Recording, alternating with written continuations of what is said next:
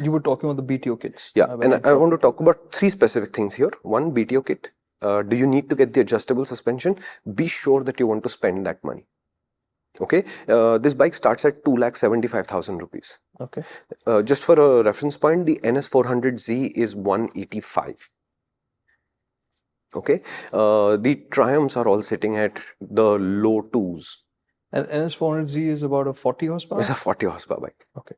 Right, and the Duke 250 is sitting at 2.5. Right, and the Duke 390 is 46 bhp now. That's sitting at 310. Okay, so 275 as a starting point for this bike is a very high starting point. Right. But this is still an extremely expensive motorcycle, and not just to buy, also by reputation to own. Parts are also not cheap. They've never been. Then if you add the quick shifter, you add another 15,000-16,000 rupees to it, which to me is the maximum that I would want to spend on this bike at all, because that combination works. Okay. Above that are certain paint jobs, which you pay extra for. Above that is the first BTO kit, which is primarily about the adjustable suspension. If you really think you're going to actually work with the suspension to find a better setting, only then spend that money, because the base suspension setup has never been terrible at all. It's always been in a good place, still is. Above that is the IMU equipped electronic suite, by which point this bike becomes more expensive than a 390 Duke, which makes no sense.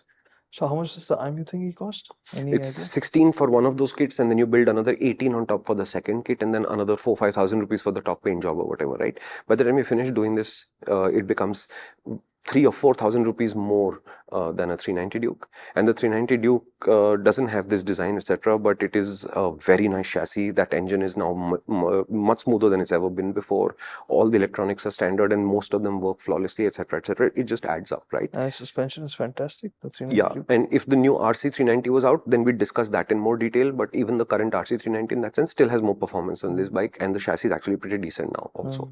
So this has been an expensive bike, remains an expensive bike, which is why I think they sell, 300 of these a month? I don't think they're going to be selling more than 300 of these a month, because this new bike has arrived, right?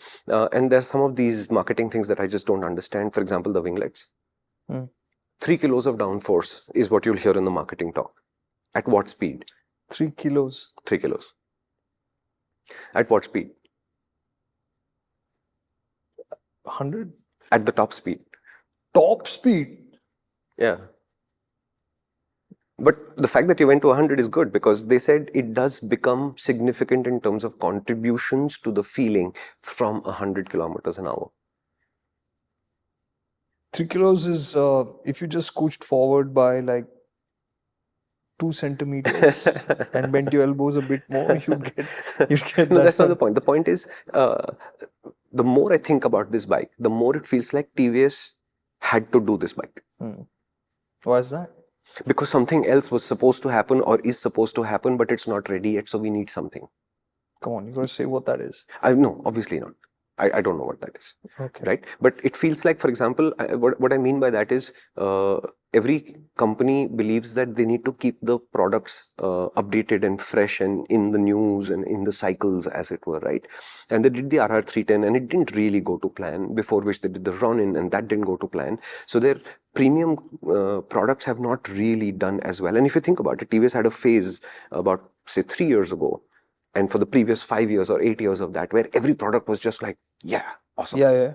They were hitting it out of the park. Constantly. I think up till 2020, till BS6 kicked in. I think that's when they did that little bit of a flutter with the retunes and all of that. Until then, everything was just top. Correct. And even today, if you take any of their bikes, RTR 200 downwards, they're all actually very good products. All of them, without exception. And if you look at what they did with the Jupiter 110, if you haven't seen that MotorInc first, you could. They know what they're doing. Correct. It's the products above that have always caused a little bit of strife for them, right? So when the first 310s came out 7 years ago, the vibration, what's going on? Yeah. Then they updated this 310, they controlled it, they added all of those electronics back, but it fundamentally changed the fortunes of the motorcycle. No, not really. Adding the RTR 310 to this kitty, is it going to add a lot of sales? No, they were selling 250, 300, they're going to maybe add another 250, 300. Best case, and that's still just 600 units a month. And it's not like the BMW side of this has done any magic either, right? BMW sells less than 30,000 units globally a year, including what they sell in India. And in India, they have these press releases saying the 310s are now the most popular product in India. Yes. On Earth, actually, no. What? Say again? So BMW says the 310 is their most popular product in India. Well, yeah, right. Okay. And globally, they say the R310 does really well. Does it?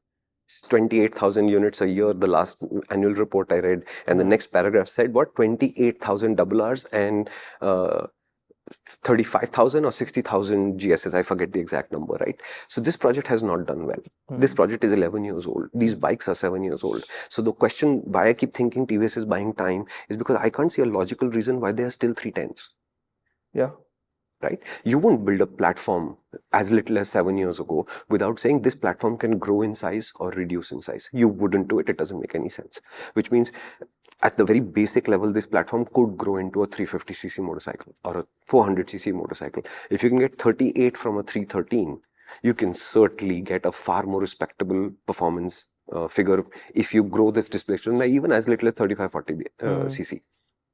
Why has it not happened? It's a very, very odd thing to get stuck with.